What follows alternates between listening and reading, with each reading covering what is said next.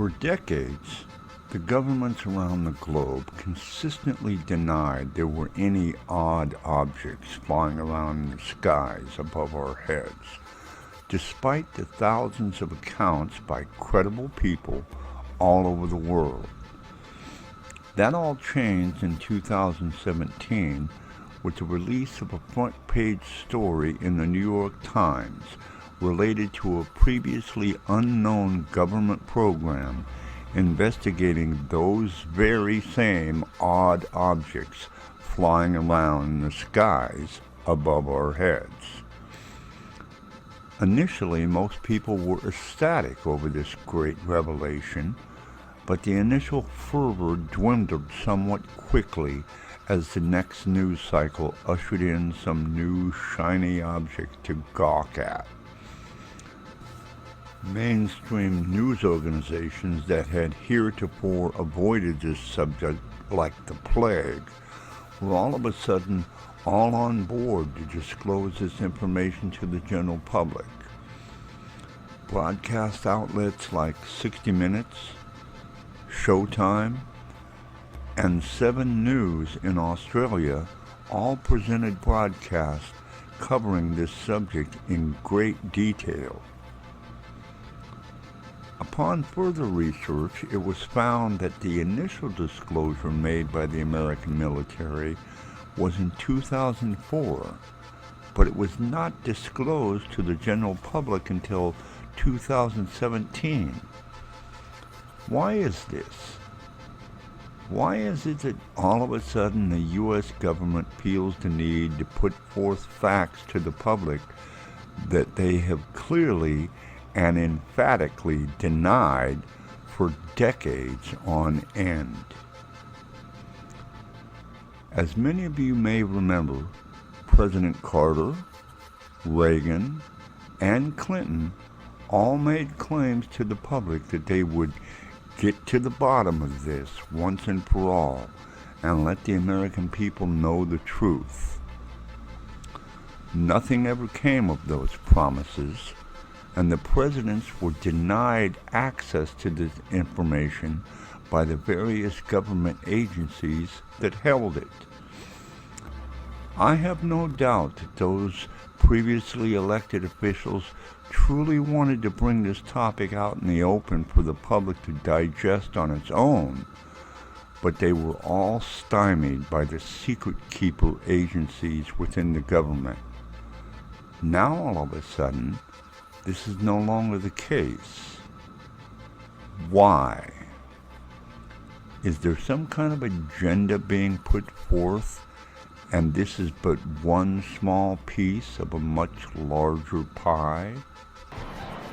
Take, for example, the opinion held by some that the film industry works in collaboration with the government agencies to bring forth hidden facts in various films. These concepts have ranged from everything surrounding the 9/11 attack to the current pandemic and everything in between. Superman walking in Times Square with billboards showing both the word Corona and several people wearing masks several years before this all took place in real life. Is this just some odd coincidence or a planned output? Recently, we have seen a slew of releases all centered around a massive catastrophe of one form or another. Tom Hanks in Finch or Sam Neill in Invasion are but 2 examples. Even the zombie genre has grown considerably in the past several years, with films like Close Encounters, Contact, and Arrival. A footprint is planted within people's minds that these entities exist, and now we have the government saying so in no uncertain terms, that there's stuff flying around out there that they cannot explain. These craft are silent, they produce no heat signature, have no visible means of propulsion, yet are capable of flying well beyond the means of any frontline fighter and basically defy the laws of physics as we know them today. Every religion on earth has stories of entities from above descending to teach the humble humans how to live a better life. Be it an angel, a Shiva, or some other form of description of a heavenly body, none of them are from down here, so just from a purely practical standpoint, they have to be alien to us. We may not know what their origins are, but they sure as heck ain't from Ohio.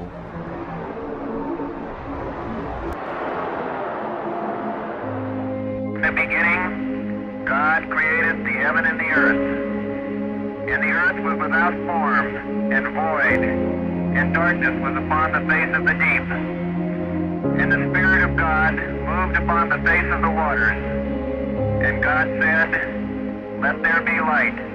And there was light. And God saw the light, that it was good. And God divided the light from the darkness. Well, see if they can take a front fender off and put it on the back there. They need to know where it broke off. Where the rock? See if it's a feasible procedure. Okay, verify SRC pussy bed. What are those things going over? What is that, Jack? Hey, something just hit here. What's blue? Hey, what is that? Just kept flying over the top of our head.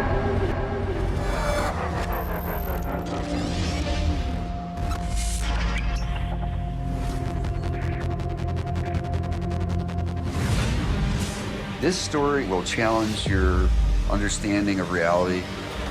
I've never had this conversation publicly. Literally a game changer. The mainstream media wouldn't touch it. We are at a turning point in human history. People's right to know.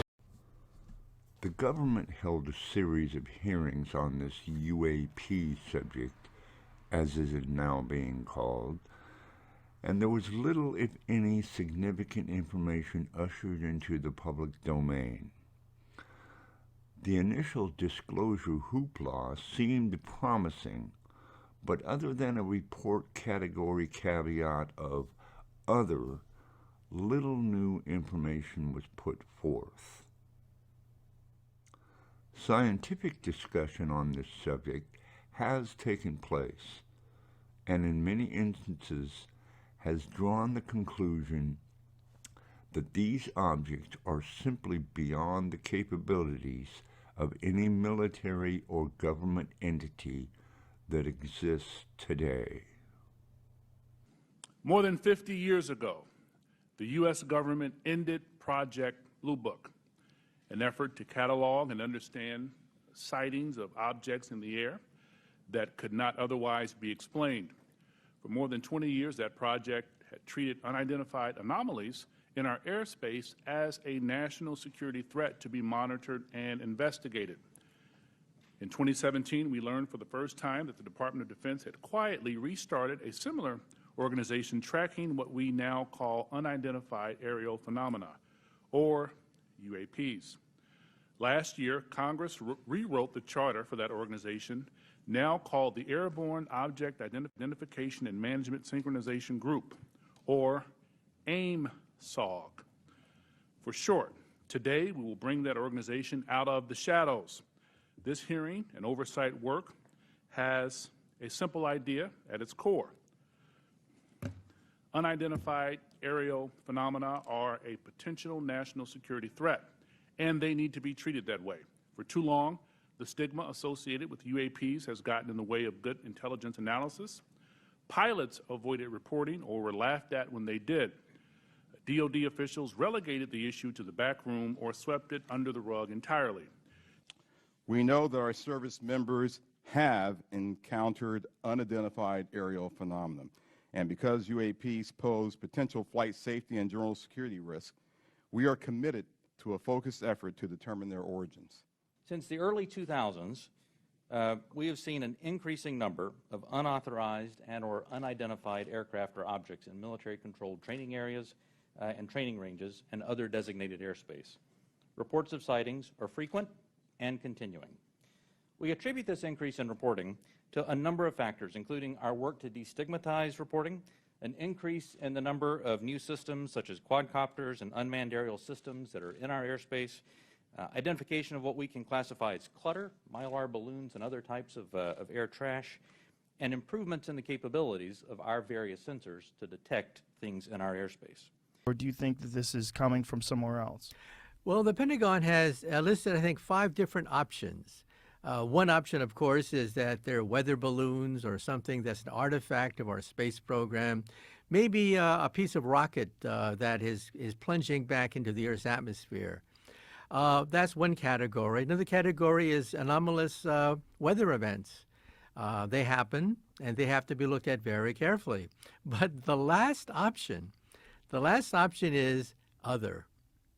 That is not just the Russians or the Chinese, because these objects apparently can gyrate faster than what the Chinese and the Russians can muster, but it opened the door to the possibility of other. They didn't specify what other was, but you can fill in the dots yourself. Now, one possibility for other is hypersonic drones. We see that in warfare now. The Russians in the Battle of Ukraine is actually using hypersonic drones to hit targets inside Ukraine. To be hypersonic, you have to go faster than Mach 5. Anything faster than 5 times the speed of sound is called hypersonic. And so the Russians are now fielding hypersonic drones in warfare. But you see, this is something just in the last few months. These sightings, they go back decades into the past, with objects executing these gyrations decades ago. And that's why you have to take them seriously. So the Commander David Fravor event that we talked about off the Nimitz, that was 2004. Do we have an accurate understanding about military capability in terms of like drones and propulsion systems from 2004? Or are there things that are classified that we are not going to have access to? Like, is it possible that, 18 years ago, they had the capability to have a vehicle or a drone move this way, that information has just not been released? Well, 2 years ago, the United States military admitted that it stopped working on these hypersonic drones. Why? They're unstable. They zigzag. And that's why the Russians have put a premium on this technology to evade our Star Wars program. The Russians wanted a rocket that can maneuver and therefore outwit a stationary Star Wars system designed to shoot down these drones. Right. So that's why the Russians have put a priority on this, and they've now fielding in warfare. We actually see them as a military weapon. 2 years ago, the United States military stopped its program. They're too unstable. They were not reliable, and it was not worth the amount of money to put into it, because the military was invested in the Star Wars program, not the anti-Star Wars program. But because Vladimir Putin announced the hypersonic drones, then the United States military said, oops, nope, we have to get into the game too. So now the United States is also working on hypersonic drones, as well as the Chinese. So the Chinese, the Russians, and the Americans are all working on these things. But you can see how primitive they are. We're talking about objects that defy the known laws of aerodynamics with a technology beyond what we have today. And so that's why people are scratching their heads. Whose are these things if they're not the Chinese, the Russians, or the United States? So one of the main points of contention is the lack of visible propulsion method, right? There's essentially, there's no heat signature. There's nothing that we understand to be present that normally exists when something is going at a tremendous rate of speed. That's right. Not only that, these objects create no sonic booms. When you exceed the sound barrier, you create a gigantic boom that is then shatters windows and can be heard miles around. These objects can effortlessly break the sound barrier and not create a sonic boom.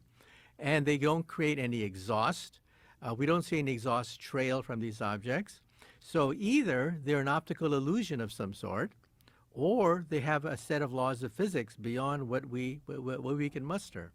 Now, if they are a optical illusion, if an object were to move in front of your eyes, traveling at a very slow velocity, but you don't know how far they are away, you may think that object is very far away from you, traveling at enormous velocities.